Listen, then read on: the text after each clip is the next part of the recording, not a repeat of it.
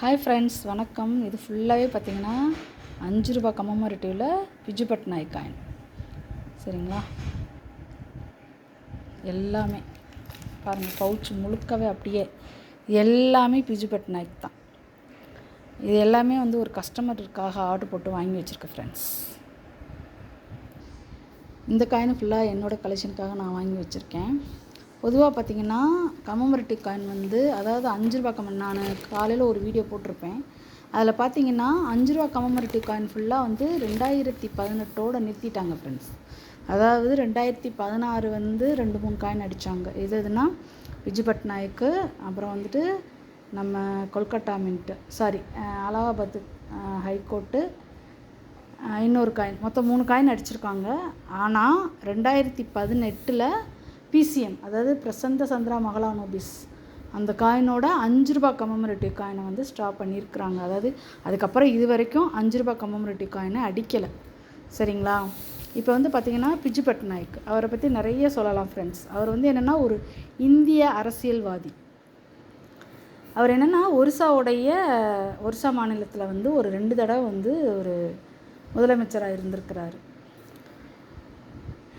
அதுக்கப்புறம் பார்த்திங்கன்னா இவர் படித்தது என்னென்னா ஏரோநாட்டிக்கல் இன்ஜினியரிங், அதாவது நம்ம வான்வெளி இருக்கு இல்லையா, வான்வெளி, அதில் பொறியாளர். சரிங்களா, இதில் முக்கியமான விஷயம் என்ன அப்படின்னா, இவர் அந்த டயத்தில் இவர் 1940-42 பார்த்திங்கன்னா போக்குவரத்து, அதாவது அந்த டயத்தில் நடந்த போரில் போக்குவரத்து ஆணையின் தலைவர், வான்வெளி போக்குவரத்து ஆணையத்தின் தலைவராக இருந்தார். அது ரொம்ப ரொம்ப முக்கியமான சிறப்பு. அதுக்கப்புறம் பார்த்திங்கன்னா 1945 வெள்ளையனே வெளியேறு இயக்கத்தில், 1942 வெள்ளையனே வெளியேறு இயக்கத்தில் கலந்துக்கிட்டு அதாவது ஜெயிலில் போட்டுறாங்க அவரை. சரிங்களா, இன்னொரு முக்கியமான விஷயம் இவரை பற்றி சொல்லணும்னா, இந்தோனேஷியா இருக்கு இல்லையா, அந்த நாட்டுக்கு அவர் சுதந்திரத்துக்காக அவங்க போராடிட்டு இருக்கும்போது அவர் ரொம்ப ஹெல்ப்ஃபுல்லாக இருந்திருக்கார். ரொம்ப அவர் எப்படி சொல்கிறது, ஒரு முக்கியமான ஒரு இதில் அவர் நிறைய உதவிகள் பண்ணியிருக்கிறார். இதில் என்ன அப்படின்னா, ஒரு நாடு, அதாவது இப்போ நம்ம நாடே இருக்குதுன்னு வச்சுக்கோங்களேன், பிற நாட்டுக்காரங்களுக்காக நம்ம ஒரு உயரிய விருதோ அந்த மாதிரிலாம் நம்ம கொடுத்த மாதிரி தெரியல. பட் இவருக்கு இந்த இந்தோனேஷியா நாடு மிக உயரிய விருது, அதாவது என்னென்னா இவருக்கு என்ன விருதுனா நாட்டின் குடிமகன் விருது, அதாவது பூமி புத்ரா. இந்த இதை அவ்வளோ சீக்கிரம் யாருக்கும் கொடுக்க மாட்டாங்க அந்த நாட்டுக்காரங்க. பட் இவருக்கு அந்த விருது இந்தோனேஷியா நாட்டுக்காரங்க கொடுத்துருக்குறாங்க. இது ஒரு மிகப்பெரிய சிறப்பு. அதுக்கப்புறம் அவர் இறந்தபோது இந்தோனேஷியாவில் நம்மளோட தேசிய கொடி, அதாவது நம்ம நாட்டில் இன்னொருத்தவங்களோட தேசிய கொடியை அரக்கம்பத்தில் பறக்க விடுறதெல்லாம்ன்றது நடந்திருக்குமான்னு எனக்கு தெரியல. பட் இந்தோனேஷியாவில் இவர் இறந்தபோது, பிஜு பட்நாயக் அவர்கள் இறந்தபோது அந்த அரைக்கம்பத்தில் அந்த நம்ம நாட்டினுடைய தேசிய கொடியை அவங்க பறக்க விட்டாங்க. இந்த மாதிரி மிக சிறப்பு வாய்ந்த ஒரு மனுஷர் தான் இந்த மனிதர். அந்த அளவுக்கு, ஏன்னா ஒரு இந்திய பிரஜைக்கு இன்னொரு நாட்டில் இவ்வளோ சிறப்புகள் கிடைக்கிறது மிகப்பெரிய விஷயம். விருது கிடச்சிருக்கு, அரைக்கம்பத்தில் பறக்க விடுறாங்க அடுத்த நாட்டு தேசிய கொடியை, இதெல்லாம் எவ்வளோ பெரிய விஷயம்.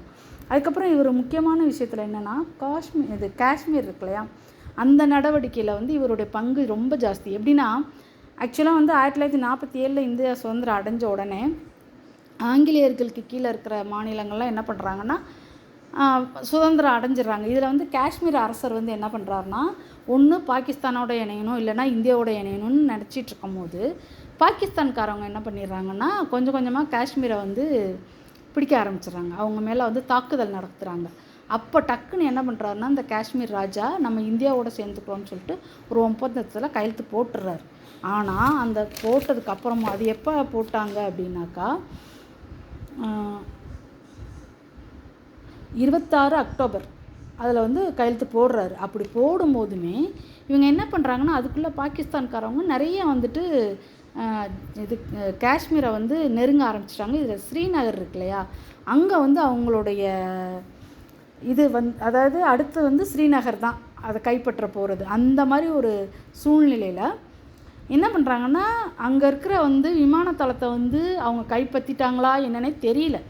அந்த ஒரு அவசர நிலைன்னு சொல்லுவாங்களா, அந்த மாதிரி டயத்தில் என்னென்னா வான்வெளி வழியாக தான் நம்ம ஒரு போரை நம்ம சந்திக்க முடியும் அப்படின்ற சூழ்நிலையில் பள்ளத்தாக்குகள் அது மாதிரிலாம் நிறைய இடர்பாடுகள் இருந்த சூழ்நிலையிலையும் வேறு வழியே இல்லாமல் பிஜு பட்நாயக் வந்து அந்த அந்த அசாதாரண சூழ்நிலைன்னு சொல்லுவாங்கள்ல, அந்த சூழ்நிலையில் இவர் முன்னெடுத்து என்ன பண்ணுறாருனா, அங்கே போய் அக்டோபர் 27, 1947 நம்மளுடைய காலாட்படையை வந்து அங்கே வந்து இறக்குறாரு. ஸோ அதன் மூலமாக வந்து அதை வந்து அது காப்பாற்றப்படுது. ஸோ இவ்வளோ பெரிய விஷயங்கள் வந்து இந்த மனுஷன் செஞ்சுருக்கிறாரு. அந்த அளவுக்கு ஒரு சிறப்பு வாய்ந்த ஒரு மனிதர் தான் இந்த பிஜு பட்நாயக் அவர்கள். ஸோ இது வந்து ஒரு முக்கியமான சிறப்பு. திரும்ப சொல்கிறது என்னென்னா, 2018க்கு அப்புறம் வந்து 5 ரூபா கமெமரேட்டிவ் காயின் வந்து வெளியிடப்படவில்லை. இப்போ பயோமெட்ரில், அதாவது நம்ம 10 ரூபாயில் பயோமெட்ரில் காயின் தான் வெளியிட்டுக்கிட்டு இருக்காங்க இல்லையா. பட் 5 ரூபா காயின் எனக்கு தெரிஞ்சு 2018க்கு அப்புறம் வந்து எதுவும் வரல, எல்லாம் டெஃபினேட்டிவ் வகை தான் வந்துக்கிட்டு இருக்குது. ஸோ இவ்வளோ சிறப்புகள் வாய்ந்த இந்த காயினை பொறுத்த வரைக்கும் ஒரு ஸ்கேர் காயின்னே சொல்லலாம். இதில் வந்து 2 மின்ட்டு ஃப்ரெண்ட்ஸ், அதாவது என்னென்னா கல்கட்டா அண்டு ஹைதராபாத். இதில் வந்து ஹைதராபாத் மின்ட்டு பார்த்திங்கன்னா அப்படி டாட்டாக இருக்கும். 100% வந்து அந்த காயினில் வந்து டாட்டடாக தான் இருக்கும் அந்த ஃபேஸில் ஃபுல்லாக. பட் கல்கட்டா மின்ட் வந்து அப்படி இல்லை. ஸோ கல்கட்டா மின்ட்டை பொறுத்த வரைக்கும் இது ஒரு ஸ்கேர் காயினு.